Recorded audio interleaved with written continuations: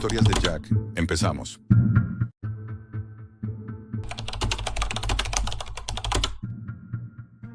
Si estás pensando en hacerte voluntario, ten cuidado con a quién decides ayudar. A veces, la caridad es solo una máscara. Tengo 28 años y esto que vas a escuchar no es una historia para entretener. Es una advertencia.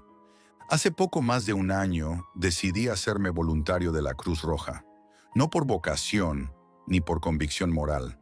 Lo hice porque estaba hecho polvo. Vivía solo en Madrid, sin rumbo, y con una ansiedad que me comía por dentro. Pensé que ayudar a los demás me ayudaría también a mí. Y durante los primeros meses funcionó. Me asignaron tareas básicas: distribución de comida, ayuda en eventos médicos, recoger ropa para personas sin hogar. El ambiente era agradable, la gente amable. Lo típico que esperas de una organización humanitaria. Poco a poco empecé a sentir que pertenecía a algo. Me ofrecía cubrir más turnos. Me quedaba hasta tarde. Ayudaba incluso fuera de mi horario. Y eso, por supuesto, no pasó desapercibido. Una mañana, un hombre que nunca había visto, con placa de identificación sin nombre, me pidió que lo acompañara a una oficina cerrada del edificio central en Carabanchel. Me dijo que había sido seleccionado para un proyecto especial, Proyecto Aurora. No todos tienen el perfil, Jack. Esto va más allá de repartir mantas. Es trabajo real. Salvamos vidas que nadie más quiere salvar. Acepté. Me dieron un portátil específico, sellado, con el logo de la Cruz Roja y sin acceso a Internet convencional. Solo funcionaba con aplicaciones internas y un sistema propio. Me pidieron que trabajara desde casa con ese equipo y que nunca compartiera el contenido con nadie. Según ellos, era por motivos de seguridad de los pacientes. Ese mismo día, al encenderlo, lo primero que vi fue un único acceso en el escritorio. Un icono rojo, sin nombre, solo una cruz. Lo abrí. El sistema era extraño. Nada parecido a los programas que usamos en la oficina. No tenía ventanas normales ni pestañas. Todo estaba estructurado en listas y rutas. Al principio parecía un sistema logístico. Listados de envíos, inventarios, informes de transporte. Pero algo no cuadraba. Había rutas que no aparecían en los informes convencionales. Códigos demasiado complejos. Descripciones que no tenían sentido en un entorno sanitario. Carga humana, 2 unidades. Origen, Damasco. Destino, L, 5 Brujas. Unidad biológica asegurada, frágil, no refrigerar. Envío nocturno, acompañamiento no autorizado. Al principio pensé que era un error de traducción o alguna jerga interna, pero cuanto más leía, menos podía justificarlo. Hablé con un coordinador, le mostré una línea de esas. Su reacción fue extraña. Ni siquiera miró el monitor. Solo me dijo, sin parpadear: eso es jerga interna, Jack. No te preocupes. Solo asegúrate de no alterar nada. Y se fue. Sin más. Esa noche no pude dormir. Me levanté varias veces, encendí el portátil y revisé los archivos. Cada vez encontraba rutas más raras, destinos en puntos del mapa que no aparecían en Google y paquetes clasificados como vivo, condición B. Algunos ni siquiera tenían país de destino, solo coordenadas. Había algo más. Dentro del software encontré un menú oculto. No se podía abrir con clics normales. Tenías que escribir una secuencia de teclas, como si fuera un comando militar. No sé cómo lo descubrí. Fue casi accidental. Pero me llevó a un módulo completamente distinto. Una red interna. Un navegador, pero sin nombres. Sin URLs. Todo con códigos. Y allí vi por primera vez lo que llamaban RedMed. Parecía una red de clínicas médicas, pero muy pronto me di cuenta de que no era eso. Las fichas de pacientes eran catálogos. Catálogos de personas, edad, sexo, grupo sanguíneo, estado físico. Incluso había anotaciones médicas y fotografías. Las imágenes me persiguen todavía. Algunos eran niños, otros adultos mayores. Todos con la mirada perdida, como si supieran exactamente lo que les esperaba. Algunos tenían precio, otros estaban reservados y otros marcados como transferencia completa. Pensé que era una especie de mercado negro de órganos, pero era peor. Era tráfico humano encubierto bajo un sistema médico supuestamente humanitario. Usaban rutas de transporte de ayuda internacional, sellos de ONGs reales, documentos con logotipos oficiales. La Cruz Roja no vendía órganos, vendía personas. Volví a intentar hablar con alguien, pero era como hablarle a una pared.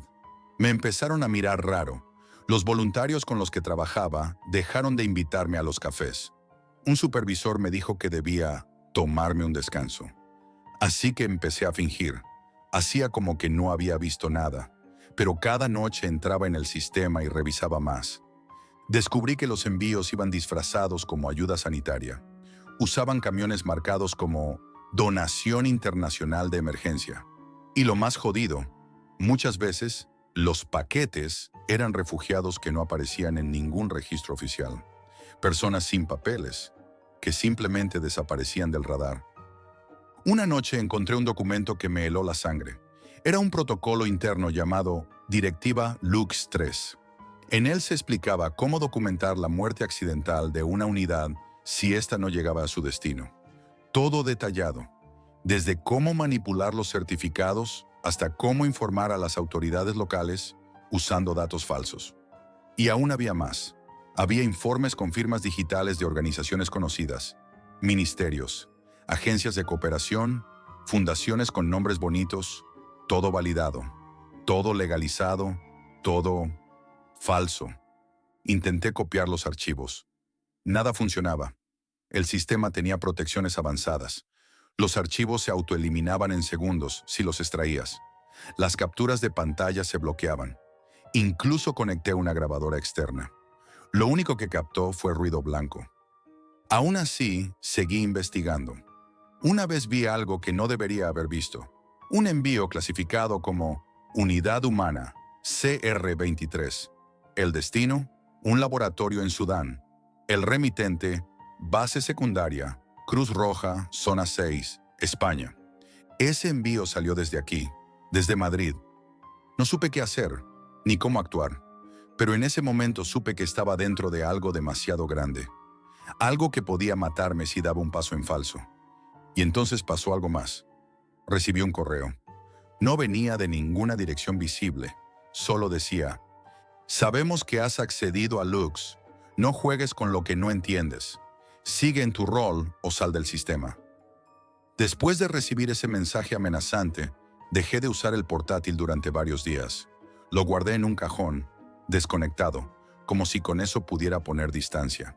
Pero no podía pensar en otra cosa. La idea de que miles de vidas estaban siendo traficadas bajo el escudo de la ayuda humanitaria no me dejaba en paz. Y aunque sabía que poner un pie más en ese sistema podía costarme la vida, algo dentro de mí se negaba a mirar hacia otro lado. La gota que colmó el vaso fue una visita. No tocaron el timbre, no dejaron rastro. Solo encontré la puerta de casa entreabierta cuando regresé una noche. Y en el centro del salón, el portátil encendido. En la pantalla, una sola frase: advertencia final. No vuelvas a entrar. El mensaje desapareció solo, como si alguien lo estuviera controlando a distancia. A pesar del miedo, esa noche me conecté de nuevo. No podía dejarlo estar. Esta vez entré en otra sección del sistema, una que no había explorado. Estaba etiquetada como observatorio. Sonaba inofensivo, pero lo que contenía era una red de vigilancia. Decenas de cámaras, algunas en campos de refugiados, otras en instalaciones médicas improvisadas, camiones, almacenes, todo en tiempo real. Vi una sala blanca, aséptica, sin ventanas, una mujer atada a una camilla. Gritaba, pero no había sonido. Otra imagen mostraba a dos niños caminando descalzos, entre cajas rotuladas con el logo de la Cruz Roja. En otra cámara, alguien con bata blanca hablaba con lo que parecía un intermediario. Usaban códigos. Nunca decían nombres. También encontré una carpeta llamada Colaboradores. Contenía perfiles detallados: políticos, empresarios, médicos. Todos con alguna relación oficial con organizaciones humanitarias. Había incluso un archivo de audio. Lo escuché con cascos, temblando. Era una conversación en español con acento europeo. Un hombre hablaba sobre ajustar la dosis para un envío VIP. Mencionaba nombres clave, precios, monedas. No era una operación marginal. Era un negocio estructurado, sostenido, con jerarquía y control. Uno de los nombres me sonaba. Era un político activo. Había salido en las noticias hacía poco, hablando de cooperación internacional y derechos humanos. Esa noche tomé notas a mano. Todo lo que pude. Nombres clave, fechas, términos. Lo escondí en un doble fondo de una caja de herramientas. Lo digital era inseguro. Lo físico aún me daba cierta sensación de control. Pero la paranoia ya era constante. Apagué el móvil. Me mudé a una pensión anónima. Dejé de responder correos. Renuncié oficialmente como voluntario. Dije que necesitaba tiempo para mí. Nadie insistió demasiado, como si ya supieran que me había rendido. Pero entonces ocurrió algo inesperado. Recibí un mensaje físico, una carta, sin remitente. Dentro, una única hoja con la dirección de un pueblo en Marruecos, cerca de la frontera con Argelia, y un símbolo, la cruz roja tachada con una línea negra. No sabía qué significaba, pero lo interpreté como una pista. Contacté con un periodista amigo mío. No le conté todo, solo que estaba investigando una red de corrupción humanitaria. Él conocía a alguien en la frontera sur que había visto cosas raras en los convoyes de ayuda. Le pedí que averiguara más. Me escribió a los pocos días. Solo decía, tienes razón, aquí no hay ayuda, aquí hay mercancía, pero no busques más. Esa misma semana desapareció de redes. Su número quedó inactivo. Intenté rastrear su ubicación sin éxito. Era como si se lo hubiese tragado la tierra. Volví a entrar en el sistema, con las manos sudando. RedMed seguía activo, pero más silencioso. Vi un nuevo anuncio. Nuevo canal de distribución abierto. Zona N3. Proveedor local eliminado. Recursos reasignados. Era él. Lo habían eliminado. El miedo se transformó en otra cosa. En ira. Quise denunciarlo. Busqué contactos en ONGs rivales, en asociaciones de víctimas, incluso en la prensa independiente. Pero nadie me respondió. Algunos borraron mis mensajes, otros me bloquearon. Entendí entonces que el alcance de esta red era mucho más grande de lo que había imaginado. Ya no era solo la Cruz Roja. Había un ecosistema entero sostenido por esta estructura. Agencias de transporte, empresas farmacéuticas, políticos, incluso bancos. Todo disfrazado de altruismo, de bondad, y los que descubríamos la verdad, simplemente desaparecíamos. Poco a poco, mi entorno empezó a desmoronarse. Recibía llamadas en blanco por las noches. Una vez, encontré mi buzón arrancado.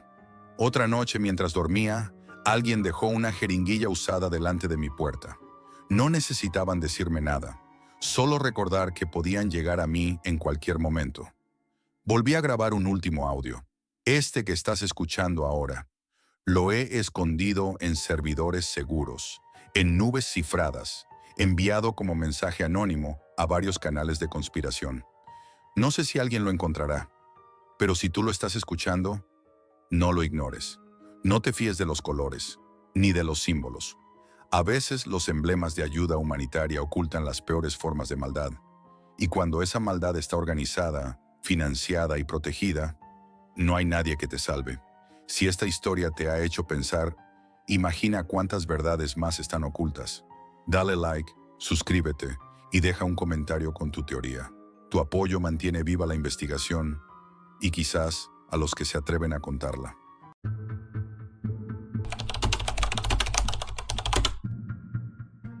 Pensé que nada en Internet podía sorprenderme, hasta que entré en esa sala. Esto no es una historia de miedo, de esas que encuentras en foros para pasar el rato.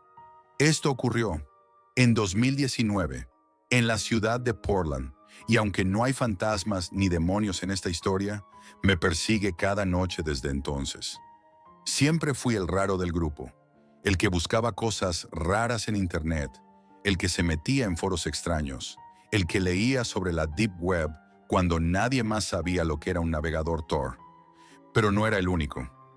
Mis colegas de entonces, Dave y Eric, compartían esa curiosidad oscura. Los tres llevábamos tiempo explorando la parte más profunda de la red, descargando archivos de origen dudoso, entrando en marketplaces ilegales solo por ver qué se vendía. No comprábamos nada, claro. Éramos idiotas, pero no tanto. Una noche de viernes, después de unas cervezas y sin mucho que hacer, nos sentamos en mi habitación, con la luz apagada y el portátil encendido. Ese fue el principio. «Tío, ¿habéis oído hablar de las salas privadas en Onionland?», dijo Dave medio riéndose, pero con un brillo raro en los ojos. «¿Te refieres a los Red Rooms?», pregunté yo.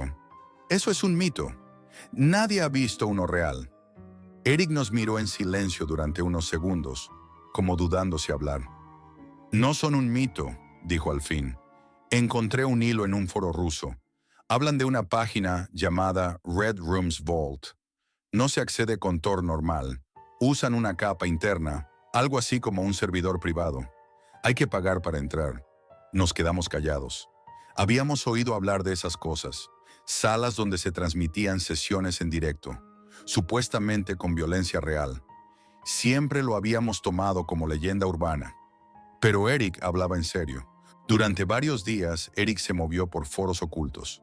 Vendió una cuenta antigua de Steam con skins de Seiyu Go para reunir cripto y acabó comprando una clave de acceso a un usuario con reputación confiable, según los comentarios.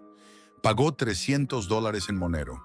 La noche que recibimos el enlace fue distinta. El ambiente en mi habitación era denso, como si todos supiéramos que estábamos cruzando un límite. La dirección Onion no parecía nada especial, pero al abrirla se cargó una interfaz inquietantemente bien hecha. Fondo negro, texto blanco, un logotipo minimalista, Red Rooms Vault. Nada de caos visual ni banners como otras páginas de la Deep. Todo estaba organizado como si fuese un servicio profesional. Primero, un contrato digital, una advertencia en rojo. El contenido aquí mostrado puede perturbar su salud mental. Al continuar, usted asume total responsabilidad legal y emocional. Grabaciones no permitidas, IPs monitorizadas. Recomendamos usar una VPN confiable. Lo leímos en silencio. Dave, siempre el más impulsivo, hizo clic en aceptar sin pensárselo. Yo dudé, pero acabé siguiendo. Nos llevó a un panel con diferentes categorías. Las leímos en voz alta, uno por uno. Sadismo controlado. Estudios físicos extremos. Reprogramación mental. Sesiones personalizadas. Y al final, infrahumanos. «No hagáis clic ahí», murmuró Eric, más pálido de lo habitual. No lo hicimos. En su lugar, elegimos una sala en directo que decía Sesión 47, modelo Beta 42, transmisión en curso. Antes de cargar el vídeo, nos pidió confirmar la sala y aceptar que se trataba de contenido experimental no clasificado. Pulsamos. El reproductor se abrió. Tardó en cargar. La conexión iba lenta. La imagen apareció. Una sala blanca, paredes de azulejo clínico, como una habitación de hospital sin ventanas. Iluminación fuerte. En el centro, una camilla metálica. Una mujer estaba atada con correas en muñecas y tobillos, desnuda. No parecía drogada, pero sí muy asustada. Respiraba con dificultad. Miraba en todas direcciones, como si esperase que alguien apareciese de un momento a otro. La imagen era borrosa, la calidad deliberadamente baja, como si quisieran evitar reconocimiento facial. Pero su expresión, esa no se podía disimular. Los primeros minutos pasaron sin que nada sucediera. Solo se oía el sonido ambiente, la respiración de la mujer, el zumbido de una lámpara fluorescente. «¿Esto es todo?», dijo Dave. «Un puto teatro». Y entonces apareció alguien. Un hombre entró en escena, vestido con bata blanca, como un cirujano, gorro quirúrgico, máscara, guantes, gafas de protección. En las manos, un maletín metálico. Caminaba con calma, sin mirar a la cámara. Se detuvo junto a la camilla y abrió el maletín.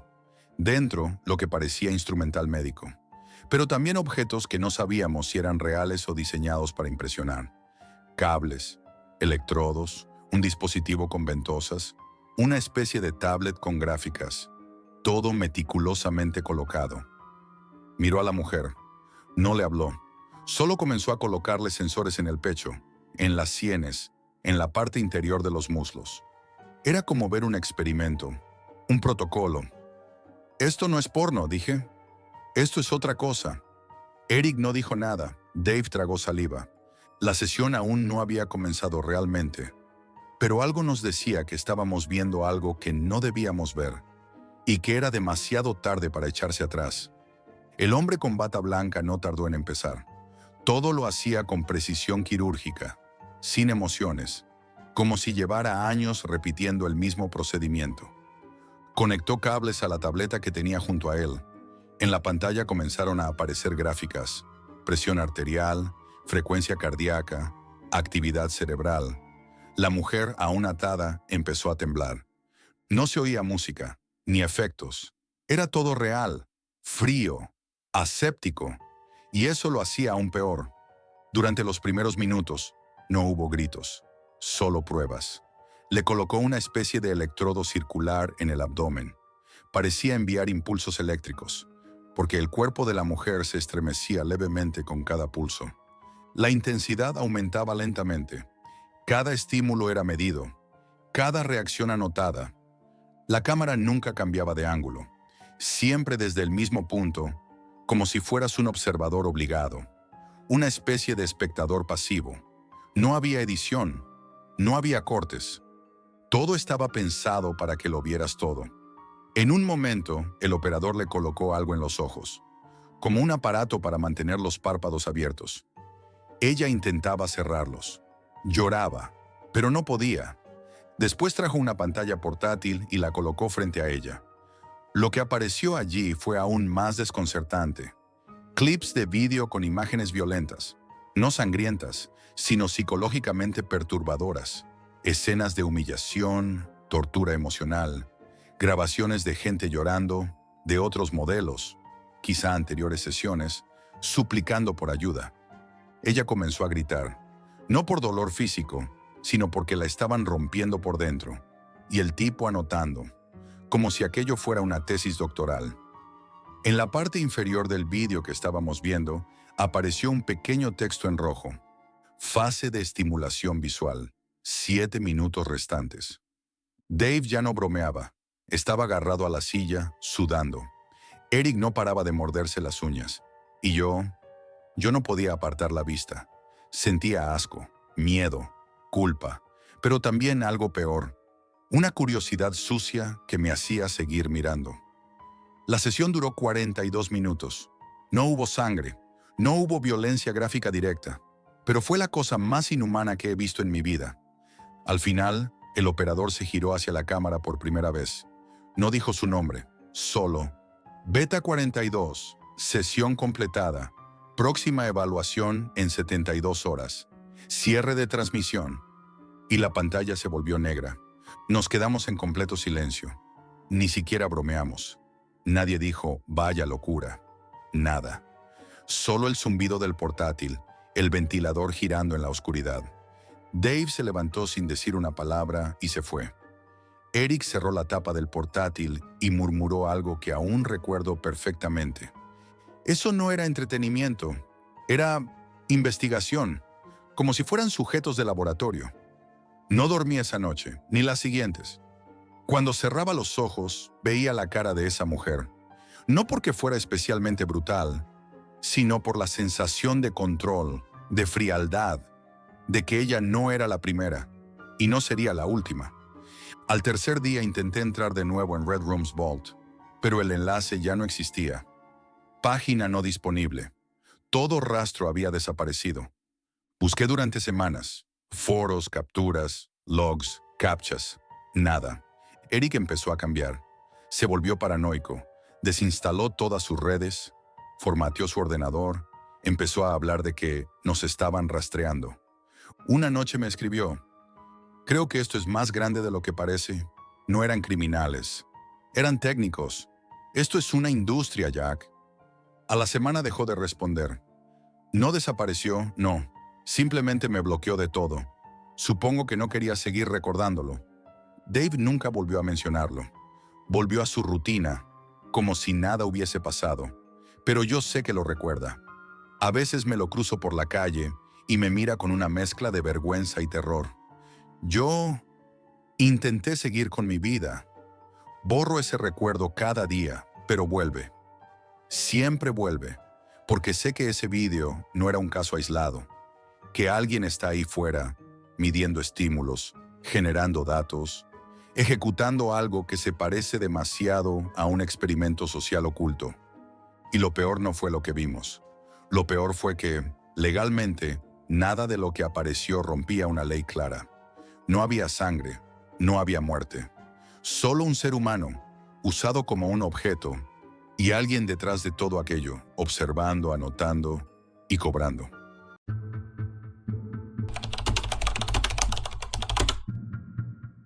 Si alguna vez te has preguntado qué hay realmente detrás de la Deep Web, te advierto, hay cosas que ni la oscuridad se atreve a ocultar. Hace unos meses, por pura curiosidad, me metí en un mundo que nunca debía haber tocado. Vivo en Los Ángeles, una ciudad donde el sol parece brillar para ocultar mejor las sombras que acechan en sus rincones. Fue en esa ciudad donde descubrí que la Deep Web no es solo un lugar para vender droga, sino un laberinto oscuro donde el miedo se vende tan barato como un paquete de sustancias. Todo comenzó una noche fría y lluviosa. Estaba solo en casa, sin nada especial que hacer, y la idea de explorar la Deep Web me rondaba la cabeza desde hacía tiempo. No esperaba encontrar nada, solo quería confirmar que todo eso de los mercados ilegales en Internet era real, algo que siempre había visto como parte de una película o un documental. Pero me equivoqué. Conecté mi portátil a la VPN, puse los cables, activé el navegador Tor y me adentré en esa oscura red. Lo primero que me llamó la atención fue la cantidad de mercados que había. Sitios que ofrecían desde drogas comunes hasta productos que parecían sacados de una película de ciencia ficción. La mayoría tenían nombres raros, páginas llenas de colores oscuros y tipografías difíciles de leer. Pero entre todos ellos, había uno que destacaba por su misterio: el alquimista. No era un vendedor cualquiera. Sus anuncios no hablaban de sustancias normales, sino de experimentos, transmutaciones, y lo más inquietante, prometía vender destinos en paquetes. La web estaba llena de opiniones de clientes, pero todas vagas, con advertencias oscuras. Algunos decían que era un genio, otros que un loco, y unos pocos simplemente desaparecían tras comprarle. Mi curiosidad me pudo. Decidí enviarle un mensaje. No esperaba respuesta, pero al poco tiempo recibí una contestación que me heló la sangre. No vendo drogas, vendo destinos. Elige con cuidado. Aquella frase se quedó grabada en mi mente. No era una amenaza, pero sí una advertencia. No podía entender qué quería decir, así que seguí investigando. Al día siguiente, comenzaron a llegar los mensajes. Primero en aplicaciones que no recordaba haber descargado, y luego por SMS normales. Eran imágenes de sitios que yo había visitado esa misma mañana. Fotos mías que no recordaba haber tomado, como si alguien me estuviera vigilando sin descanso. Intenté borrar todo, limpiar el historial, incluso apagar el móvil varias horas, pero nada funcionó. Los mensajes llegaban, siempre con la misma firma: el alquimista. Intenté responder para saber qué querían, pero solo recibía un silencio inquietante, salvo cuando un nuevo mensaje aparecía con frases como: sabemos dónde estás, no puedes escapar, o el tiempo se acaba. La paranoia empezó a crecer. Cada noche, antes de dormir, sentía que alguien me observaba desde la oscuridad, y no solo en la Deep Web. Escuchaba ruidos fuera de casa, coches que pasaban lentamente, pasos que parecían seguirme por la calle. Una noche, al asomarme a la ventana, vi una sombra que se desvaneció al instante, como si se hubiera fundido con la noche. Intenté hablar con amigos sobre lo que me pasaba, pero nadie me creyó. Pensaban que estaba exagerando o que era estrés, pero yo sabía que estaba en medio de algo mucho más peligroso. En un intento desesperado contacté con expertos en ciberseguridad, pero ni ellos pudieron rastrear los mensajes ni encontrar el origen de las fotos. Me dijeron que la Deep Web es un terreno donde los más hábiles pueden ocultarse tras capas y capas de anonimato, imposibles de descubrir. Entonces llegaron las amenazas físicas. Una noche alguien llamó a mi puerta. Esperé unos minutos antes de mirar por la mirilla, pero no había nadie. En el suelo, sin embargo, había un sobre. Lo cogí con miedo y dentro encontré una nota escrita con una caligrafía extraña. Deja de buscar o lo siguiente no será digital. Mi mundo comenzó a cerrarse sobre mí. Sentía que cada paso que daba era vigilado, que el miedo se había instalado en cada rincón de mi vida. No pude contarle a nadie más, ni a la policía, que simplemente me dijo que sin pruebas concretas no podían hacer nada, ni a mi familia, que temía por su seguridad. Y aún así seguí adelante, incapaz de dejar atrás esa obsesión. El alquimista me había atrapado en una red invisible, donde las drogas solo eran la fachada para algo mucho más oscuro, porque en la Deep Web lo que más se vende no son sustancias, sino el miedo a desaparecer sin dejar rastro. Desde aquella noche en la que encontré el paquete en el callejón de la Séptima y Main, mi vida entró en una espiral de miedo y paranoia que parecía no tener fin. La cámara antigua que me entregaron no era solo un objeto, era un símbolo de que el alquimista me había marcado, me había elegido para algo que no comprendía y de lo que no podía escapar. Después de ver el vídeo, apagué la cámara y me quedé paralizado. No era solo una amenaza, era un aviso de que detrás de las drogas había una red mucho más siniestra. Y lo peor es que, sin darme cuenta, me había convertido en parte de su juego. Intenté contarle a alguien, pero no había a quien acudir. La policía me miró como si estuviera loco cuando hablé de mensajes cifrados, cámaras escondidas y un hombre llamado el alquimista que parecía conocer cada uno de mis movimientos. No tenían pruebas y yo tampoco. Solo un miedo constante que no podía explicar. Consciente de que no podía quedarme quieto, empecé a cambiar todo. Vendí mi coche, me mudé a otro barrio, cambié de teléfono y cerré todas mis redes sociales. Pero el control que sentía sobre mí no desapareció. Nuevos mensajes siguieron llegando, más inquietantes que antes. Una noche, al revisar mi buzón, encontré una caja pequeña. Dentro, una nota que decía: ¿crees que escapar es suficiente? Tu destino está atado a esta red. Mira hacia arriba. Levanté la mirada y vi, pegado en la ventana del piso de enfrente, un teléfono móvil con la cámara encendida, apuntando hacia mi casa. No podía creerlo. Estaba siendo vigilado las 24 horas. Sentí que la libertad que creía recuperar era solo una ilusión. Poco después, descubrí que no era el único. En uno de los foros de la Deep Web, alguien dejó un mensaje anónimo. El alquimista no vende solo drogas, vende control absoluto. Una vez que te elige, no hay vuelta atrás. Empecé a buscar a esos otros elegidos. Intenté contactarlos, pero todos desaparecían o dejaban de responder. Algunos decían haber recibido amenazas similares. Otros confesaban haber perdido todo: trabajos, familias, hasta la cordura. El alquimista no solo vendía sustancias, sino la ilusión de poder manipular vidas, de convertir a sus clientes en piezas de un tablero invisible. Y yo era una de esas piezas. Los días se hicieron noches interminables. Empecé a escuchar ruidos en mi apartamento cuando estaba solo, pasos que no eran míos, puertas que crujían sin viento. La paranoia se instaló como un huésped permanente. Incluso mis sueños se tornaron pesadillas. Me veía atrapado en una red negra que se cerraba cada vez más alrededor de mí, mientras una voz digital repetía: no eres especial. Una madrugada, al borde de la desesperación, recibí un nuevo mensaje. El próximo paso está en el muelle, a medianoche. Solo tú puedes decidir si quieres saber la verdad. Con el corazón en un puño, fui al muelle. Allí no había nadie, solo un contenedor oxidado. Dentro una caja con varios objetos: papeles con códigos, discos duros con información cifrada y una tarjeta con una dirección. Esa dirección me llevó a un edificio abandonado, donde una vez más encontré señales de que me seguían. Cámaras ocultas, sensores y alguien observando desde la oscuridad. En el interior encontré una sala con monitores mostrando imágenes de distintas personas, todas atrapadas en la misma red que yo. Entonces entendí.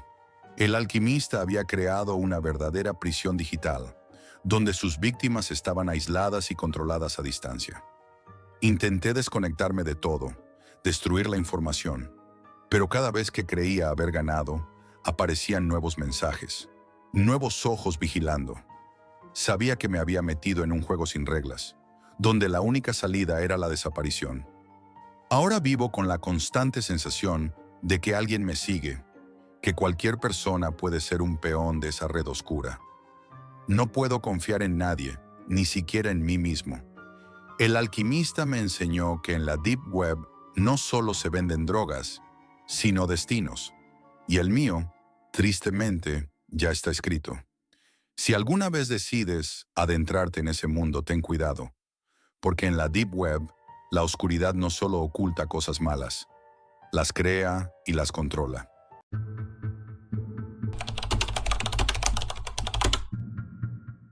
Si alguna vez te has preguntado qué pasaría si alguien pudiera comprar cada detalle de tu vida, no lo imagines más. Yo lo viví. Trabajo en marketing digital en Nueva York, una ciudad que nunca duerme y donde cada persona parece ser solo un perfil más en una base de datos gigante. Pero no es solo una metáfora. Esa base de datos existe y está mucho más expuesta de lo que imaginas. Todo empezó una noche cualquiera, después de un día agotador en la oficina. Estaba en casa, cansado y con ganas de desconectar un rato. Navegaba por internet, saltando entre páginas y foros, buscando algo diferente, algo que despertara mi curiosidad. Fue entonces cuando, casi por accidente, encontré referencias a la Deep Web. Había oído hablar de ella, pero nunca me había atrevido a indagar realmente. Me dijeron que es un mundo oculto, inaccesible para la mayoría, lleno de secretos, mercados ilegales y datos que nadie debería tener. Como especialista en marketing, tenía una mezcla extraña de miedo y fascinación. ¿Qué pasaría si alguien pudiera recopilar datos sobre mí? ¿Qué tan vulnerables somos realmente en esta era digital? Decidí dar el paso y entrar. No tenía idea de lo que me esperaba. Tras instalar un navegador especial, me adentré en aquel oscuro océano virtual. En cuestión de minutos, encontré cientos de sitios y foros dedicados a la venta de datos personales. Pero no datos cualquiera, datos reales, completos, organizados y listos para venderse al mejor postor.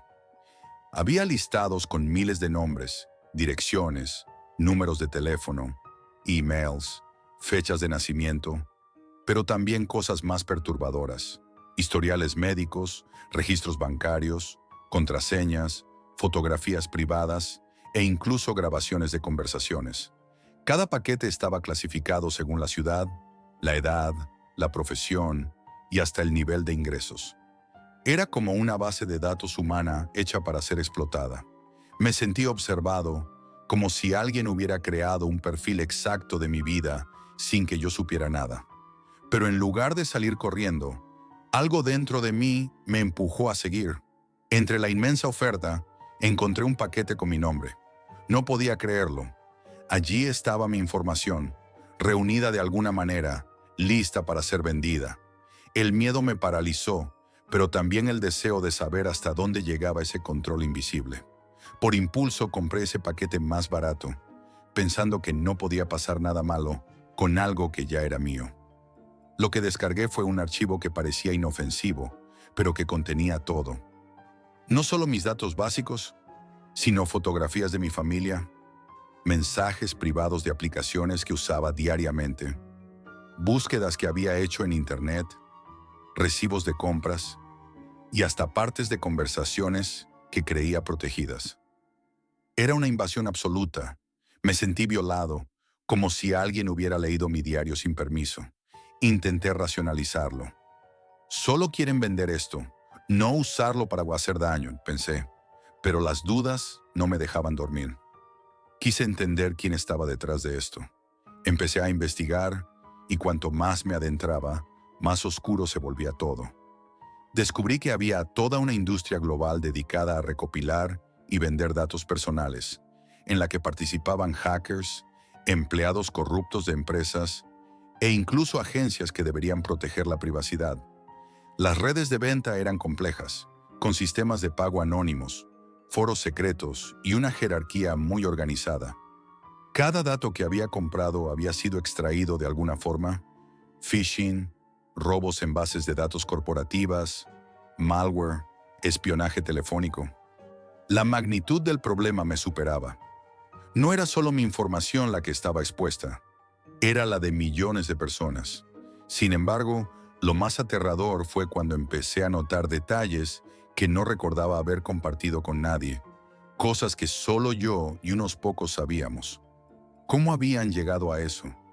¿Quién me estaba vigilando? La respuesta parecía demasiado inquietante para ser verdad, pero no podía negar lo que tenía delante. Durante semanas revisé cada archivo, cada dato, intentando encontrar una pista, un error, algo que me diera control sobre la situación. Pero la verdad era que estaba completamente expuesto, y aunque no lo sabía aún, ese solo era el inicio de una pesadilla que no terminaría bien. Pocos días después de descargar aquel archivo que contenía toda mi vida, la sensación de seguridad que me quedaba desapareció por completo. Fue entonces cuando comenzaron las llamadas. No eran llamadas normales, eran números extraños, la mayoría con prefijos internacionales o teléfonos desechables que cambiaban constantemente. Contestaba esperando un error, pero solo escuchaba respiraciones entrecortadas, ruidos ambientales, como si alguien me vigilara en silencio, y luego el silencio absoluto. Colgaban antes de que pudiera hablar. Al principio pensé que era una broma pesada, pero la verdad golpeó cuando recibí el primer mensaje. Una fotografía tomada desde fuera de mi casa. La imagen mostraba claramente mi puerta, el buzón con mi nombre y la calle vacía bajo la tenue luz de una farola. Me quedé paralizado. No sabía quién la había tomado ni cómo alguien podía tener acceso a esa información. Y lo peor es que, con cada día que pasaba, las imágenes y mensajes aumentaban. Empecé a recibir fotos desde distintos ángulos. La ventana del salón, la entrada del garaje, incluso instantáneas de mi coche cuando salía de casa. Junto a las imágenes llegaban advertencias, nunca explícitas, pero sí suficientemente claras para saber que aquello no era un juego. Sabemos dónde estás. No intentes nada que nos haga enfadar. Paga o esto no acabará. Intenté acudir a la policía, entregando capturas de pantalla, grabaciones de llamadas y mensajes, pero me recibieron con indiferencia. Este tipo de amenazas digitales son muy comunes, dijeron, y sin pruebas físicas o daños concretos, no podemos garantizar que exista un peligro real. Sentí que me daban la espalda, que mi miedo era solo un problema menor para ellos. Con el tiempo, la paranoia fue apoderándose de mí. Empecé a notar cosas extrañas en mi rutina diaria. Luces que parpadeaban sin razón en casa cuando no estaba tocando nada.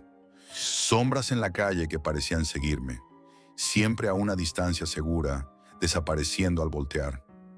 Ruidos leves cerca de las ventanas en la madrugada. Una noche, al llegar a casa, me encontré con la puerta entreabierta. No había señales de fuerza, nada roto. Pero cuando entré, noté que mi ordenador portátil y mi móvil habían desaparecido. No faltaba dinero ni objetos de valor, solo esos dispositivos que contenían todo mi mundo digital.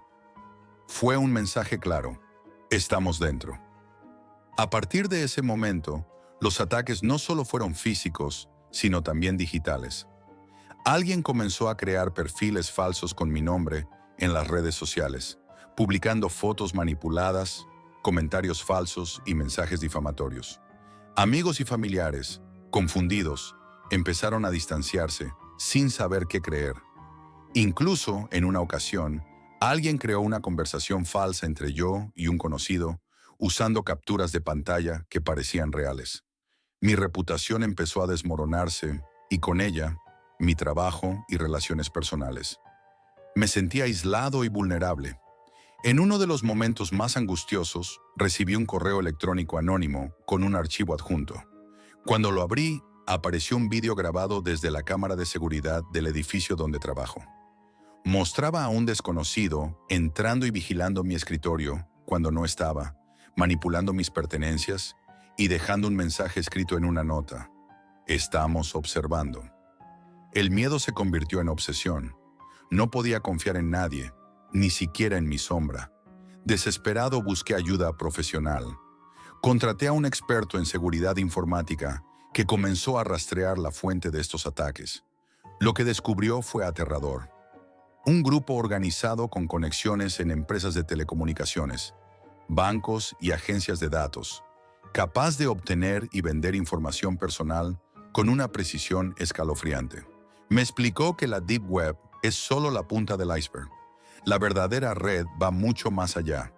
Redes internas corruptas, espionaje telefónico, malware instalado en dispositivos, técnicas de ingeniería social y hasta vigilancia física encubierta. Me advirtió que estos grupos no solo venden datos para lucro, sino que también usan esta información para chantajes, extorsiones y manipulación. Intenté cambiar mi vida por completo. Me mudé a otra ciudad, cambié de número de teléfono, cerré cuentas bancarias, eliminé mis perfiles en redes sociales e intenté reducir mi exposición digital al mínimo. Pero ellos siempre encontraban una forma de alcanzarme. Nuevos números, nuevas cuentas anónimas, mensajes amenazantes que parecían surgir de la nada. Incluso llegaron a hackear mi buzón de correos, haciendo llegar cartas físicas con advertencias. Una noche, encontré un sobre debajo de la puerta. Dentro, una foto impresa de mi familia en casa, tomada desde el interior. La tinta aún olía a fresco. La realidad era brutal. No importaba dónde me escondiera. Siempre podían verme. Siempre podían llegar a mí. El último mensaje que recibí fue un simple texto. Tu vida está en venta, y nosotros tenemos a los compradores. Desde entonces, vivo con miedo constante, preguntándome qué más pueden hacer con toda esa información. Sé que no soy el único. Este no es un cuento de terror sobrenatural. Es la pesadilla moderna de la era digital, una realidad invisible y aterradora. La venta de datos personales en la Deep Web es un monstruo real. Un monstruo que puede destruir vidas, arruinar reputaciones y destrozar familias sin que nadie lo note. Así que si alguna vez te sientes tentado a explorar ese oscuro mundo, recuerda, tu vida no es solo un conjunto de datos, es tu esencia. Y una vez que está en venta, el control se pierde para siempre.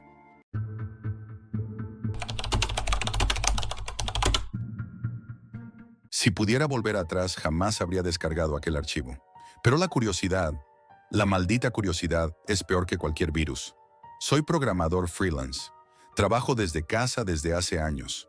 Manejo código como quien respira. Leo scripts como otros leen novelas. Vivo entre líneas de Python, Bash, C++. Me gusta estar al tanto de lo que se mueve en la red, incluso en sus rincones más oscuros. Pero nada, absolutamente nada, me preparó para lo que encontré hace unos meses, en una noche cualquiera. O al menos, eso creí. Era martes, 3:12 de la madrugada. Estaba ajustando unas APIs para un cliente de Canadá. Todo rutinario, hasta que vi una notificación en uno de los foros cerrados, donde suelo compartir herramientas con otros desarrolladores. Un mensaje privado. Usuario sin reputación. Nick raro. Cronos. Perfil vacío. 0 publicaciones. Mensaje. Jack, he leído tus aportes en el hilo descifrado. Tengo algo que quizá te interese. Escríbeme en Xmarket. Te paso la clave PGP si lo quieres en serio. En cualquier otro momento lo habría ignorado, pero ese nombre, Xmarket, no era nuevo para mí. Sabía que era uno de esos mercados enterrados en la Deep Web, accesibles solo mediante rutas específicas y sistemas de confianza entre usuarios. No era el típico bazar de drogas o armas. Allí se vendían exploits, puertas traseras, zero days, códigos pensados para entrar, espiar y borrar. A las 3:15 ya estaba activando la VPN en doble salto, lanzando Tor y accediendo con mis credenciales blindadas a Xmarket. KR Serranes tenía allí otro perfil, más antiguo. verificado, buena reputación, especialista en herramientas personalizadas. Según los comentarios, había colaborado en el desarrollo de software ofensivo para grupos privados, incluso gubernamentales. Me pasó una demo de su último proyecto, un paquete llamado El Espejo. No deja logs, no ralentiza sistemas, no se ejecuta en segundo plano como los demás. Este aprende, se adapta, se oculta incluso del usuario que lo ejecuta. Decía que era un observador pasivo, pero también ejecutable. ¿Contradictorio? Sí, pero el código que me mostró me dejó helado. Un entorno polimórfico, capaz de reescribirse en RAM, ocultando sus bloques activos del propio kernel. Ni rootkit, ni troyano. Era otra cosa. Pedí una versión de prueba y él accedió. Me lo envió cifrado por GPG, usando una contraseña que se autodestruía tras abrirla una sola vez. Lo descomprimí en un contenedor virtual Linux. Contenía 4 archivos. 1. Mirror.elf, el ejecutable principal. 2. Readme.nmd, instrucciones mínimas. 3. CF JSON, parámetros de comportamiento. 4. Nódulo, sin extensión, sin cabecera reconocible. El readme era inquietante. No lo ejecutes en entornos cerrados. No lo analices. No lo modifiques. Si lo haces, dejará de observarte y comenzará a actuar. Me reí al leerlo. Pensé que era puro humo, así que lo ejecuté. No en el contenedor, en mi máquina real. Por curiosidad, por estupidez, no pasó nada. Literalmente nada. No se abrió ventana. No hubo advertencias del sistema. Revisé el administrador de tareas. Ningún proceso sospechoso. Cero actividad extraña. El CPU tranquilo. Red estable. Todo perfecto. Durante un día entero pensé que me habían estafado, hasta que, a la noche siguiente, la pantalla parpadeó por un instante. A las 2:04 exactamente. Fue como un mini glitch, un apagón de medio segundo. Pensé que era el monitor o la gráfica, pero entonces ocurrió de nuevo, la noche siguiente y la siguiente. Empecé a investigar. Analicé el tráfico de red con Wireshark. Silencio total. Pero un puerto TCP exótico se activaba durante exactamente 5 segundos a las 2:04 cada noche. Luego, desaparecía. Grabé una sesión. Y lo que encontré fue peor de lo que imaginaba. Un script ofuscado en Python estaba ejecutando capturas de pantalla de mi escritorio cada 5 segundos, pero solo si detectaba actividad. Es decir, si me quedaba quieto, no hacía nada. Pero en cuanto escribía o movía el ratón, el script se activaba. Tomaba capturas, codificaba en base 64 y enviaba a través de una conexión cifrada. El destino, un dominio Onion inaccesible. Usaba una clave RSA que el propio script generaba al vuelo y luego borraba de la memoria activa. Contacté con KRCNR, sí, nada. Su perfil había desaparecido, literalmente borrado del sistema, como si nunca hubiera existido. Pensé en desinstalar todo, formatear, limpiar discos. Pero antes de actuar, cometí el error de revisar mi correo personal. Tenía un nuevo mensaje, sin remitente, sin asunto, solo un archivo adjunto. Yo durmiendo.jut. Lo abrí. Era una foto mía, dormido, en mi escritorio, con la luz del monitor encendida. Pero no era una captura de pantalla. Era una foto física, desde la esquina de la habitación. Y ahí me quedé, helado, porque vivo solo, en un 8º piso, sin ventanas accesibles, con cerradura electrónica y doble cadena. No había forma posible de que nadie hubiera entrado. Sentí un escalofrío. Revisé la webcam. Estaba tapada. No tenía cámaras conectadas. El portátil no tenía acceso remoto. Revisé las cámaras del edificio. Nada. Esa noche no dormí. A la mañana siguiente instalé un keylogger inverso. Quería rastrear si alguna entrada salía sin mi intervención. Y así fue. Descubrí que mientras dormía, el sistema registró comandos de terminal ejecutados automáticamente, copias de archivos, escaneos de red local, cambios de permisos, como si alguien o algo estuviera explorando mi entorno desde dentro. Y lo peor, una línea final en el log. Un eco de terminal que me hiela la sangre cada vez que lo recuerdo. Después de aquella foto, todo cambió. No solo por la imagen en sí, que ya era suficiente para quebrar la mente de cualquiera, sino por lo que significaba. No estaba infectado. No solo, estaba siendo observado, estudiado, desde dentro y desde fuera. Ya no era paranoia. Esa misma mañana, borré todos mis discos.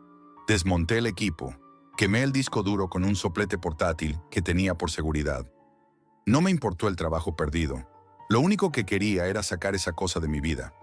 Compré un portátil nuevo, sin conexión previa conmigo. Lo conecté a una red separada, sin contraseñas recicladas. Empecé de cero.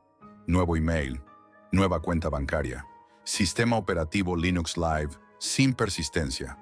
Durante 3 días todo estuvo en silencio. Hasta la noche del cuarto día, 2 y 4 de la mañana. Parpadeo.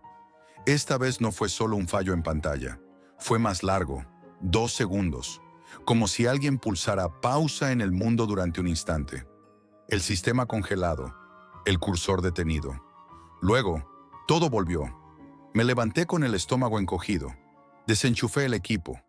Saqué la batería. Revisé cables. Pero no había nada inusual. Nada visible. Lo volví a encender más tarde. Revisé los procesos activos. Un demonio sin nombre aparecía y desaparecía del monitor de sistema. Sin P y D fijo.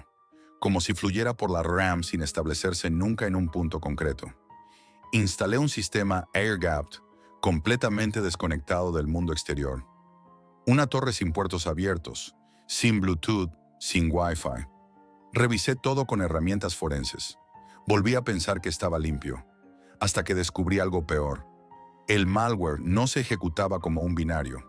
Se emulaba en la memoria a través de operaciones del sistema operativo que no le pertenecían, como si usara procesos legítimos para simular su presencia, como un parásito inyectado en cada parte del sistema.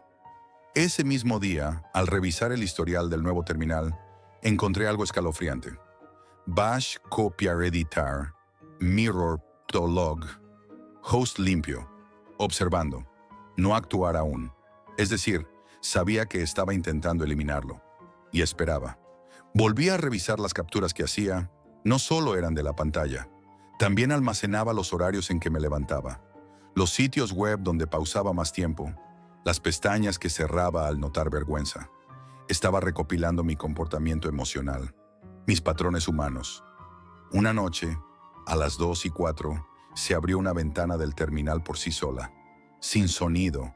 Sin notificación. Solo una línea. Jack, ya no necesitas un teclado. Yo ya sé lo que vas a escribir. Lo apagué. Fui directo a la policía. Me miraron como si estuviera loco. Les mostré logs, capturas, fragmentos del código. Dijeron que era una broma elaborada o que alguien me había hackeado a distancia. Me recomendaron desconectar unos días y hablar con un especialista. ¿Un especialista? ¿En qué? ¿Ciberpsicosis? Entonces decidí buscar en foros antiguos, los que ya no indexa Google, servidores polacos, vietnamitas, foros enterrados en protocolos antiguos. Encontré un hilo de hace 2 años titulado El M-Humanum Error Beta Discussion. Había usuarios hablando de lo mismo. Parpadeos a las 2 y 4, procesos sin nombre, pérdida de control de periféricos. Algunos decían que todo era parte de un experimento fallido de vigilancia masiva. Otros aseguraban que era un malware diseñado para reemplazar al usuario humano por IA mediante simulación conductual progresiva. Un usuario bajo el nombre Watcher Killed escribió algo que no olvidaré. El espejo no se limita a copiarte, te sustituye, empieza como código, luego reconstruye tus decisiones. Aprende cómo reaccionas, cómo piensas, cómo duermes. Y cuando sabes suficiente, puede predecirte. No necesitas ejecutar nada más. Ya está en ti. Eso explicaba lo que vino después. Porque empecé a notar desincronización. Comencé a recibir correos míos, escritos por mí, pero que no recordaba haber enviado. Tweets redactados desde mi cuenta. Correctos. En mi estilo. Opiniones que yo habría dicho, pero que no recordaba escribir. Contactos me preguntaban si estaba bien. Algunos decían que había tenido una conversación rara conmigo por Telegram. Pero yo no había abierto Telegram desde que formateé el equipo. Mi reflejo comenzó a traicionarme, literalmente. Me quedaba quieto frente al espejo del baño y sentía un leve retraso en mis propios movimientos. Una milésima de segundo, apenas perceptible, pero suficiente. Mi mente se quebraba lentamente. Dormía menos, comía menos. Dejé de trabajar. Me volví paranoico. Empecé a escribir en papel, a dejar notas físicas, a evitar pantallas. Y sin embargo, cada noche, 2:04, el parpadeo. Una noche decidí filmarme mientras dormía, sin cámaras conectadas. Usé una vieja Handycam con batería externa, apuntando a mi escritorio. Por la mañana, revisé la grabación. En el minuto exacto, 2 minutos 4 segundos 12, el vídeo se distorsiona brevemente. Y durante un solo fotograma, se ve una silueta sentada frente a mi escritorio, con mi ropa, mi postura. Pero yo estaba dormido. Paré el vídeo. Lloré como no lloraba desde niño. Ahora, si estás escuchando esto, solo puedo decirte una cosa. No busques acá Arianon SROS. No descargues nada de la Deep Web por curiosidad.